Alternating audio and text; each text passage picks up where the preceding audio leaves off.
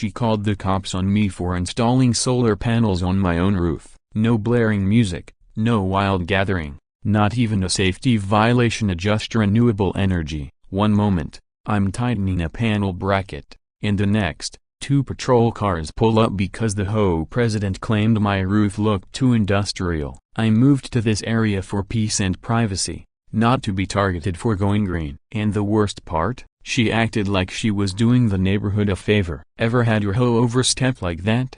Drop your story in the comments. I'd love to hear it. That morning started off perfectly. The sky was clear, my gear was top-notch, and with years of experience in municipal regulations and building codes, I was confident in every step of my setup. As I stood on my ladder, securing the 4th panel to the mounting rails, I heard someone walking with heavy steps across the gravel of my driveway. I looked down and saw a woman approaching at her stride, deliberate, almost confrontational. She looked mid-40s, with meticulously styled blonde hair, and she held a clipboard like it was a weapon. It wasn't just the clipboard, it was how she carried herself, like it was a badge of authority, like she'd practiced this encounter in the mirror a dozen times. Her smile never reached her eyes. It was a tight, polite Section 8, barely covering the energy of someone used to getting their way through forceful niceties and made-up rules. "Good morning," she said, in a tone that managed to sound both sweet and vaguely threatening. "I'm Eileen Marlowe, president of the Forest Ridge Homeowners Association. I trust you've reviewed the community guidelines thoroughly, especially the parts on neighborhood aesthetics and visual harmony." The way she said visual harmony, you'd think I was putting up a flashing casino sign, not premium black solar panels that actually raised the value of my home. I stepped down from the ladder and offered my hand, doing my best to stay civil despite the thick tension hanging between us. "Albert Carter," I introduced myself. "Nice to meet you, Eileen. These solar panels meet every code requirement and are fully permitted by the county." Her smile tightened even more as she scanned my setup, the kind of look people give when they spot something rotten in the back of a fridge. "Well, Albert," she said, dramatically flipping through her clipboard, "county permits are just the baseline. Our community holds itself to a much higher standard than whatever minimal requirements the government sets." She gestured toward the panels like they were an eyesore ruining the neighborhood, even though they blended in perfectly with my dark shingles and were professionally installed. "We have to preserve property values and visual appeal for everyone who's invested their future here,"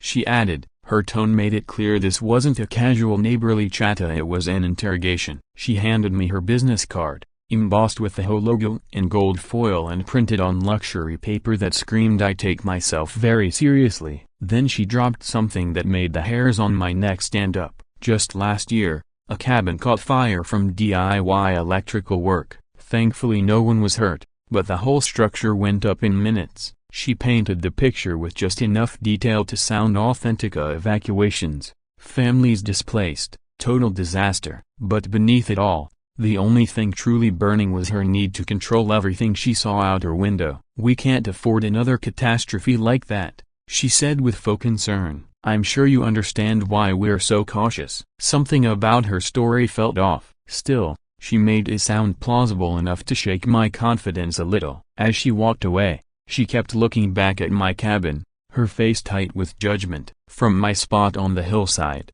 I had a clear line of sight into her home across the valley, and all day long, I'd occasionally catch her silhouette in the window, always positioned like she was monitoring my every move. What should have felt like a peaceful neighborhood started feeling like a panopticon, like she was waiting for me to mess up so she could pounce.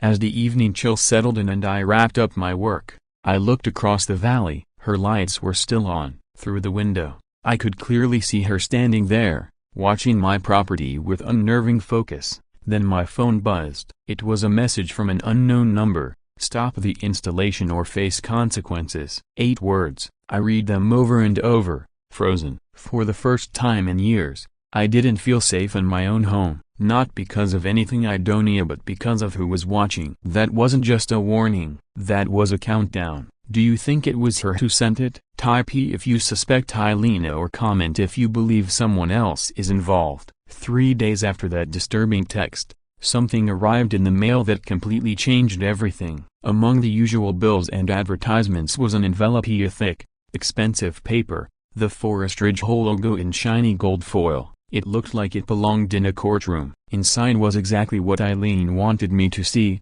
a formal cease and desist notice, worded with the intensity of a legal threat. Immediate cease and desist. The bold header read. It accused me of violating HOA Rule 15b for unauthorized solar installation. All work must stop immediately, pending formal board review and compliance verification. At the bottom was Eileen's signature elegant script, but unmistakably hers, alongside references to obscure HOA rules she claimed governed energy upgrades and property appearance. The wording in that letter was sharp and polite on the surface, but beneath the formal language was a veiled threat. It felt less like a community guideline and more like a velvet-gloved dagger. As I read it, I had a moment of doubt, wondering if I had somehow overlooked a critical rule when I first moved in. It was written with just enough legal polish to make even a seasoned professional second-guess themselves. The letter warned of steep fines, legal consequences, and even the possible removal of the unauthorized installation.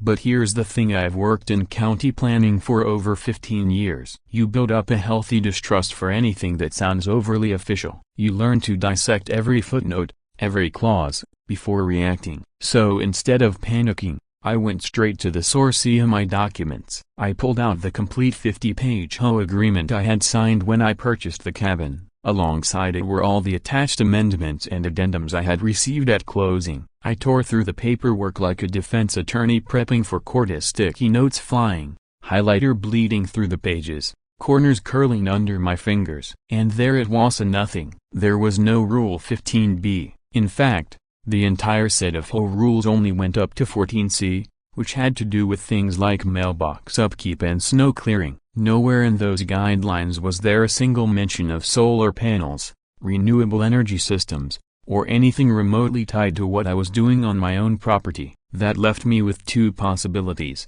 Either I had been given a different version of the rules than the one Eileen was referencing, or someone had forged a regulation using real HOA stationery to give it fake legitimacy. The idea that this might be a deliberate act hit me like a gut punch, and it lit a fire inside me I hadn't felt since the early days of dealing with shady developers trying to bypass the permitting process with bribes and false paperwork. I remember thinking when I first signed that contract, finally a structure, peace, a place where the rules bring order. But now it was clear those rules weren't meant to protect us. They were being turned into weapons, used to suppress and intimidate anyone who didn't fall in line. Then I recalled something from my years of government work, an unsettling truth about HOA governance. Associations could amend their rules through community votes. And suddenly, a chilling thought crossed my mind. What if 15b was new? What if it had been added after I signed the original agreement, and I had just missed the notification? So I went digging deep into my email archives. I searched months of messages from the HOA,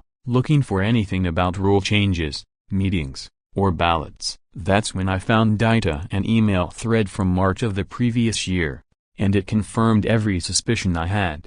The subject line read, "Proposed Rule 15b rejected, a motion fails 47-12. The body of the email was even clearer. The rule had been struck down for violating county solar access laws or regulations I had personally helped draft. The vote wasn't close. It wasn't a technicality. The community had outright rejected the rule. Yet here it was, resurrected like a zombie and being enforced as if it were law. That's when the full weight of the situation hit me. This wasn't just Eileen being overzealous. She was actively enforcing a rule that didn't legally exist, one that had been shut down with overwhelming opposition. She wasn't upholding community standards. She was conducting a quiet campaign of fraud under the guise of HOA authority. And suddenly, I started to wonder how many other people had been victims of this. How many of my neighbors had been forced to comply with non-existent regulations just because they didn't know how to challenge them. How many had paid fines or halted projects due to phony violations backed by fake legalese.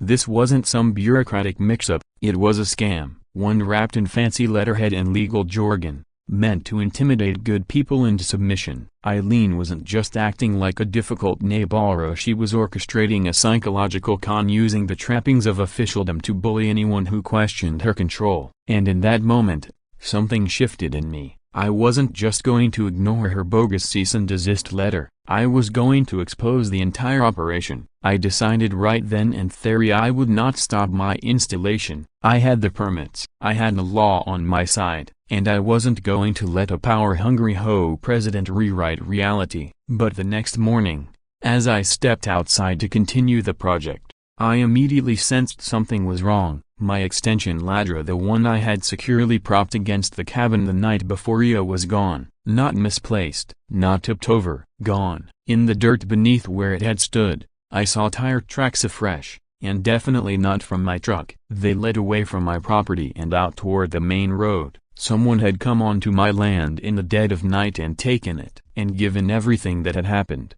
I had a pretty good idea who would want to sabotage my progress. What do you think happened to the ladder? Type stolen if you think Eileen took it, or sabotage if you think something bigger is brewing. Regardless, I wasn't about to let theft derail my progress. By 7 a.m., I had borrowed a ladder from my nearest neighbor and was back on the roof. Securing, I was fastening the brackets for the fifth panel when a sound knifed through the morning calm, a shrill wail of sirens ricocheting off the mountains. 2 squad cars crawled up the narrow road, radar and a blue strobe splashing across the pines like I'd set off a bank alarm instead of a socket trench. They rolled straight onto my property. My gut dropped. What emergency could a fully permitted solar job possibly trigger? The lead officer stepped out, voice firm and procedural. "Sir, we've had a report of unsafe construction and an immediate fire hazard. Please come down so we can talk." For a second it felt like I'd stepped into an alternate universe. My lawful,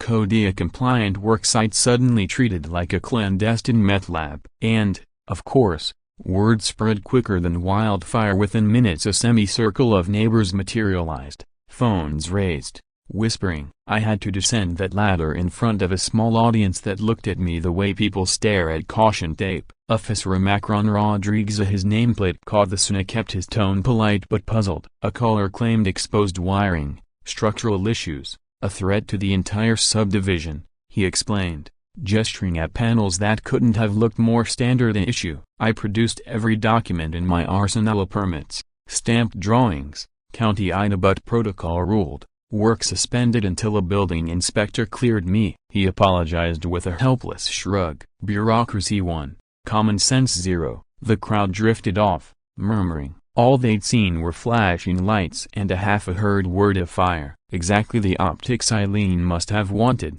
When the cruisers left, I collapsed onto the porch, equal parts furious and humiliated. That's when I heard slow footsteps on the gravel. An older man, a creased face, kind Isa, approached like he was smuggling state secrets. "Albert," he said, extending a steady hand, "I'm Hank Macron, Portera, blue cabin down the hill. Lived here 15 years. He lowered himself onto the step beside me. "There has never been a cabin fire here. Not last year.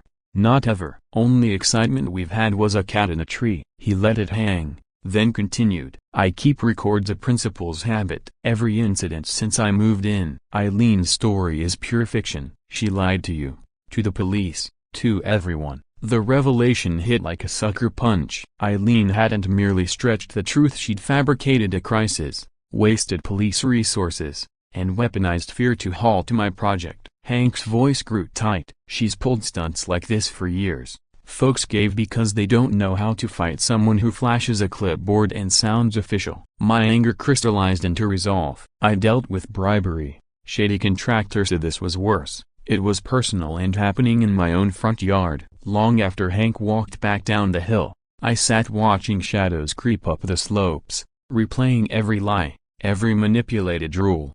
If she could invent a house fire, what else had she conjured? How many neighbors had been strong-armed into silence? I opened my broken bar. I opened my laptop and typed Eileen Macron Marlowe into the search bar, and what popped up nearly stopped my pulse. What do you think I uncovered? Type criminal record if you suspect a rap sheet, or more victims if you think there's a trail of people she's burned. The next day I drove to Piney Grove County's administration building in my old stomping grounds. 15 years navigating the bureaucracy had taught me every shortcut. The front desk clerk recognized me instantly and beamed. "Albert Carter, early retirement treating you well? Heard you snagged a place up in Forest Ridge. A lucky man." Her genuine warmth was the perfect camouflage. "Living the dream," I said lightly. "Just here for a little routine records check. I want to be sure I've got a handle on the rules and finances in my new neighborhood." "Occupational habit, you know." She pointed me toward the public records room where HOAs are required to store their financials. I settled in for a marathon session of sleuthing. That's the beauty of OPNA records laws.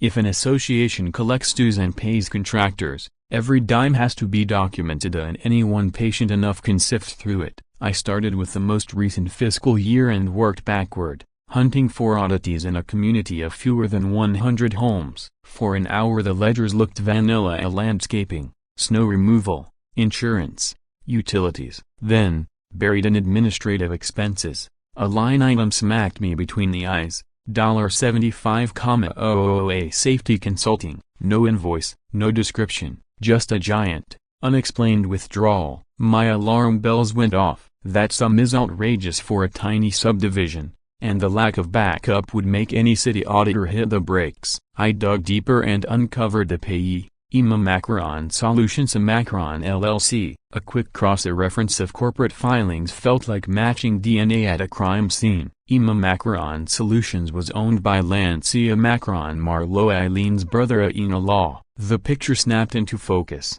Fake emergencies, inflated consulting contracts, a family bank account. I kept peeling back the years, and the pattern grew uglier. $15,000 for a phantom foundation tremor study, $12,000 for deer mitigation, $8,000 because someone painted a mailbox the wrong color, $5,000 to analyze squirrel-induced gutter flow. Whenever Eileen cried wolf, Macron Solutions swooped in, pocketing cash while the problem mysteriously persisted. Over 3 years, their invoices swallowed nearly 40% of the HOA's entire budget, of money that should have paved roads or fixed drainage, not lined pockets. Most homeowners never request these ledgers, and fewer still have the background to spot red flags. But for me, trained to sniff out bogus municipal contracts, the scheme was Neona bright, a fear-based racket wrapped in official stationery. While I printed the most damning pages, my phone rang. An unknown number. I answered,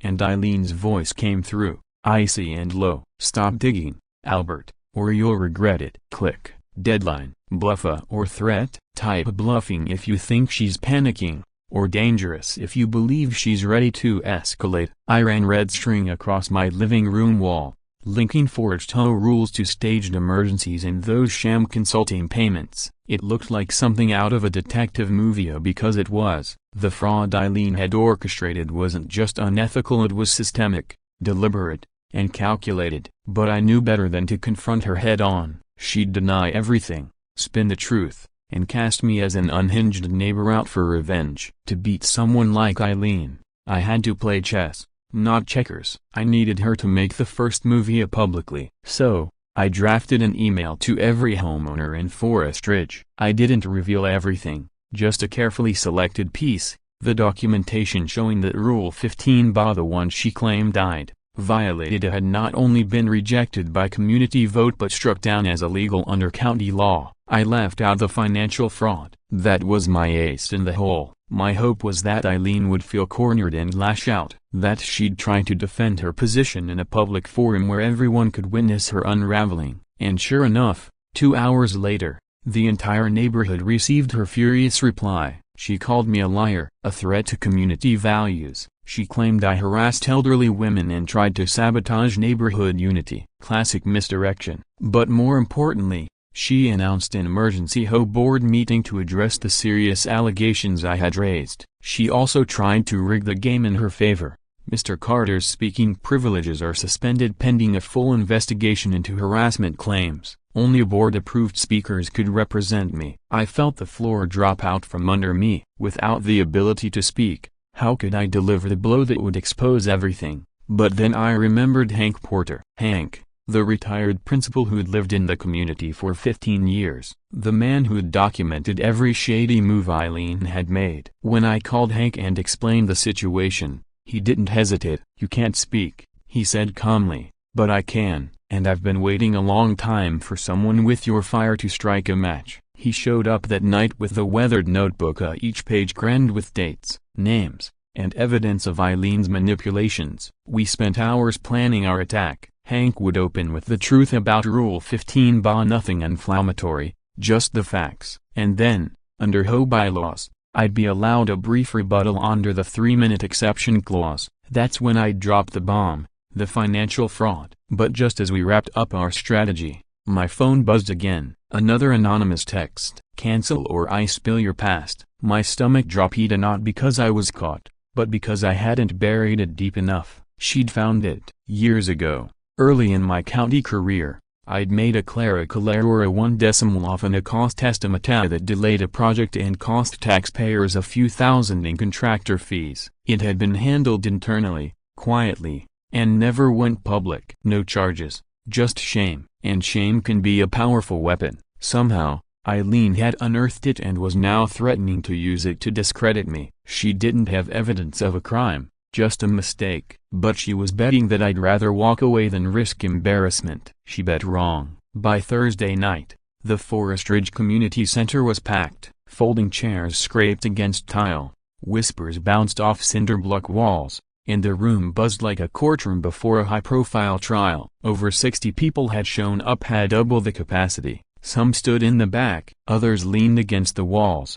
arms crossed, eyes wary. Eileen sat at the front table, surrounded by binders, documents, and the trappings of power. She looked confident, in control, already crafting the narrative that she was the victim of a rogue resident stirring chaos. Meanwhile, I sat in the last row, a silent, observant, the supposed troublemaker who had endangered their community. She started the meeting with a smile so polished it could have been sold as sincerity. "My fellow neighbors and friends," she said, each word like a carefully rehearsed line in a bad play, "we gather tonight not just to address allegations, but to preserve the harmony we've all worked so hard to build. A broken bar.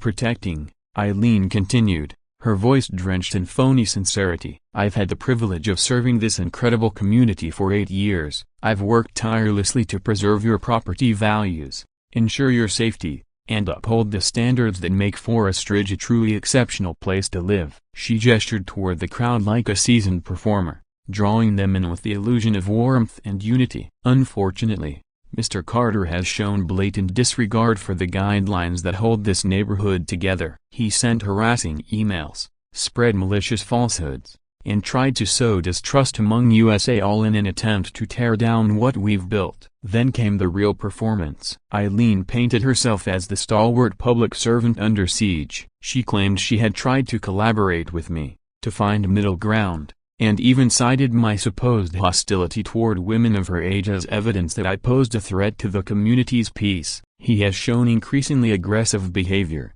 she said, feigning exasperation, "and his deliberate disruption of our harmony cannot be tolerated if we want Forest Ridge to remain the safe, family-oriented place we all love." I scanned the crowd. Heads nodded. Some were already on her side. That was expected. But then Hank stood up. The room quieted instantly, curiosity and expectation mixing in the air. Hank approached the podium not with anger, but with a calm gravity that only a man who'd taught for decades could summon. He didn't command the room, he guided it. "Friends," he began, "I've lived in Forest Ridge longer than most of you. I've seen a lot. I've also stayed quiet until now." Hank spoke like a man who wasn't trying to prove anything, he was simply telling the truth. He explained the fake Rule 15b. He showed voting records, emails, proof that the rule had been struck down as illegal, proof that Eileen had enforced it anyway. He laid it out like a teacher handing back a failed exam, disappointed, but not surprised. "Ask yourselves," Hank said, his voice steady, "if she lied about this, what else has she lied about?" And that's when Eileen cracked. She slammed her hand on the table, her voice rising, shrill with rage. "Do you know how hard I work to keep your homes from turning into garbage?" Gasps. Silence. "You don't understand what it takes to manage a community. None of you have a clue about law, about regulations, about real estate. You think it's easy." Gone was the carefully curated mask of civility. What stood before the room now was the real Eileen, angry, arrogant, and dripping with disdain for the very people she claimed to serve. Hank turned back to me and gave the faintest, satisfied nod. Then he struck the final blow. "Well, Eileen," he said calmly, Maybe it's time we asked someone who does understand the law. He turned, handed me the mic, and cited the HOA's 3-minute rebuttal rule. I rose slowly, walked to the front, plugged my laptop into the projector. Slide 1. My name on the county zoning reform. Slide 2. My signature on the solar access legislation. I let the room breathe it in. I didn't just read these laws, I said, comment level. I wrote them. You could hear a pin drop. I wrote every policy governing solar installations, environmental standards, and construction safety in this county. For 15 years, I helped create the framework that protects our homes and our land. I know these rules inside and out, and not because I studied them, but because I authored them. People turned in their seats. Eileen frows. This woman tried to enforce a rule that doesn't exist, a rule your community rejected, a rule that would have violated county law. And she didn't just do it to me. I clicked to the next slide, a spreadsheet of consulting payments. M Solutions, $75,000 in safety consulting. She created fake emergencies to funnel your HOA dues into a company owned by her own brother-in-law. Over 3 years, nearly 40% of our community's budget has gone to fraudulent services for problems she invented. Now the crowd was whispering. Others sat in stunned silence. She used your trust, your ignorance,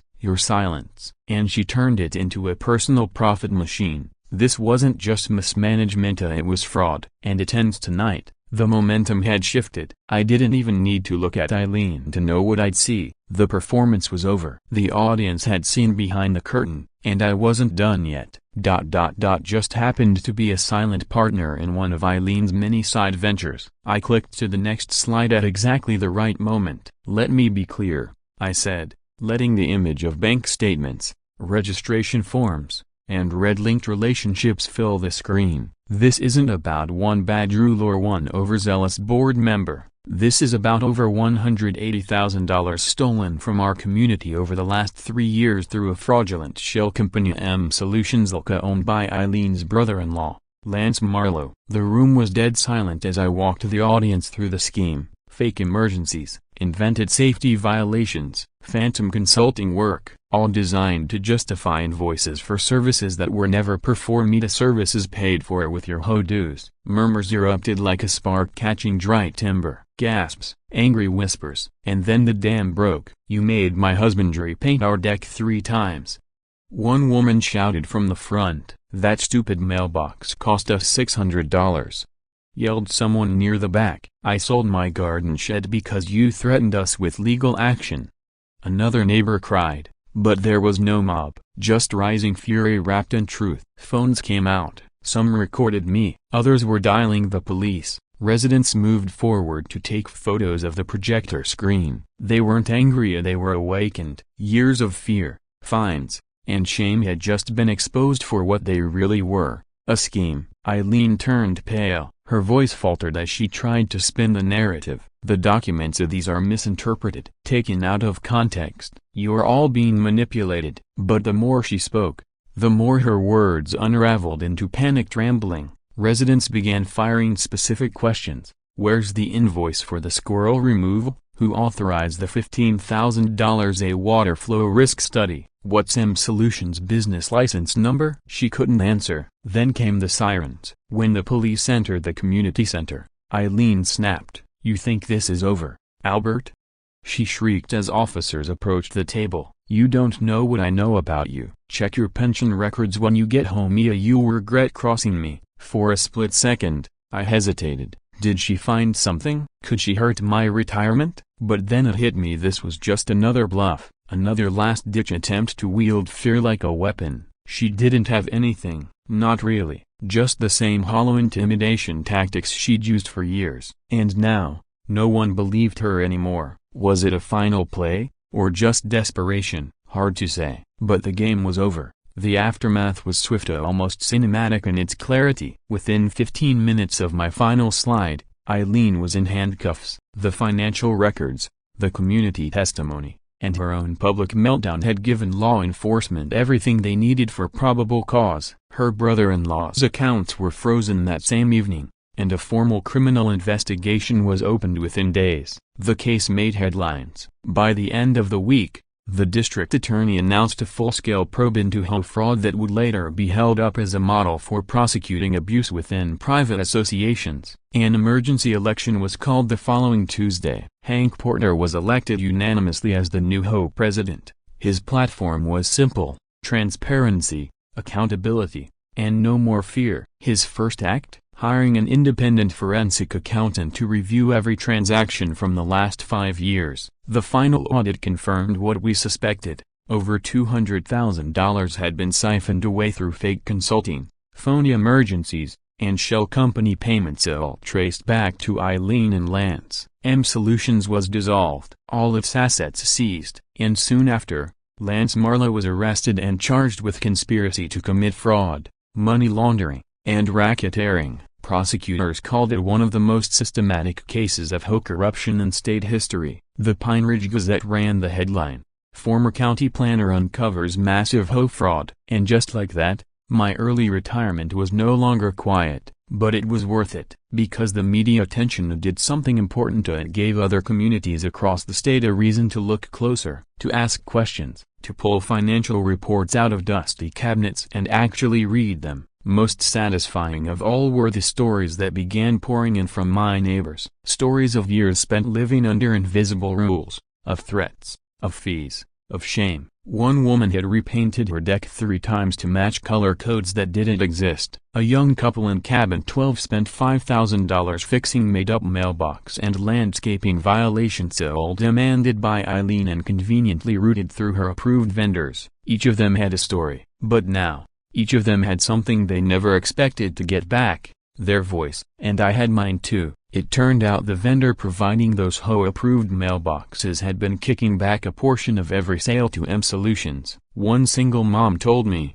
"I nearly sold my house because of her. I honestly thought I was the problem." Turns out, she was the whole system. A veteran added, "I've seen war zones, but nothing drained me like her fake safety notices." And then there was the elderly gentleman harassed for over 2 years about the height of his garden shrubs. Eileen insisted he was violating landscaping codes that never actually existed, forcing him to constantly trim and replant flowers at his own expense. We all thought we were losing our minds, one neighbor told me, with a mixture of relief and tears. Every time we tried to look up the rule she cited, they weren't anywhere. But she sounded so official and the threats felt so relevant that we assumed we must be missing something. I told her, "You weren't crazy." She was lying, and stealing your money while she did it. That moment of watching the weight lift from people who'd been gaslit for years, it was nearly as satisfying as seeing Eileen in handcuffs. Within 3 weeks of the fraud being exposed, I'd finished my solar panel installation without a single delay,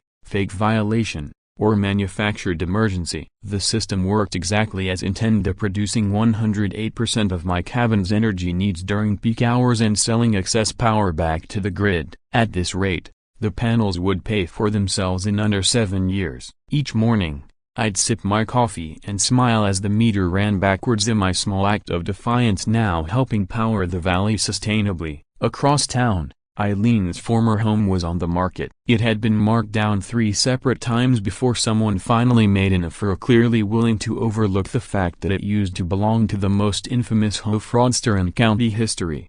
Apparently, no amount of granite countertops could cancel out the stink of corruption. The falling price became a quiet symbol of justice, a proof that even the most self-important tyrants could be humbled by truth. Then came the most poetic moment of all. One crisp morning, about 8 weeks after the dust had settled, I was on my deck with coffee in hand, watching the sunrise glint off my solar array, when I heard a vehicle on the road below. It was a sheriff's department transport van. Through the rear window, I caught a glimpse of Eileen in an orange jumpsuit, hands shackled, being taken to the courthouse for sentencing. Behind the van, Officer Rodriguez, the same cop who once showed up over a bogus 911 report about my panels, followed in a patrol car.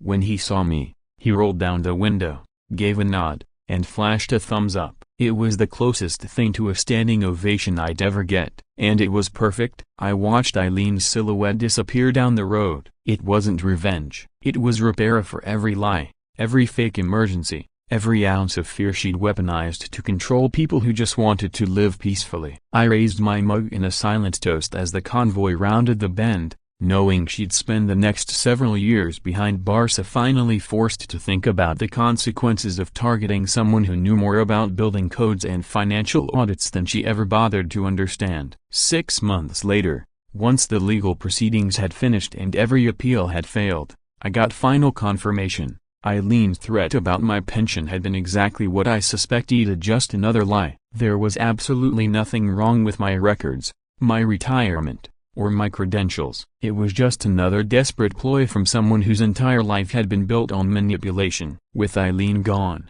Forest Ridge transformed. Hank held monthly town halls. Budgets were printed in color and pinned up at the clubhouse. People actually showed up because for the first time in years, they actually mattered. Under Hank's leadership, the HOA became what it was meant to be: transparent, democratic, respectful of residents' rights.